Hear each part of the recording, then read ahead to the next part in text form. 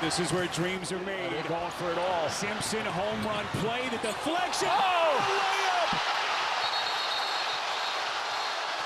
0.7 seconds left. Alabama State in front. Well, it was the shot heard around the world last night. Game 1 of March Madness, not disappointing. The Hornets from Alabama State winning on a Hail Mary buzzer beater to win their first 4 game and advance to play the overall #1 seed in Auburn tomorrow.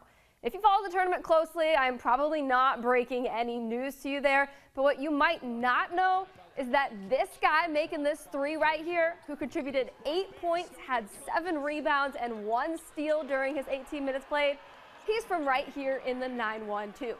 Deontay Bass began his high school career at Bethesda Academy before transferring to Windsor Forest for his sophomore through senior years.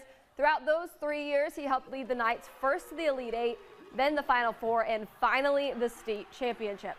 With the win over St. Francis in the tournament last night, Bass and Alabama State now play Auburn tomorrow at 2:50.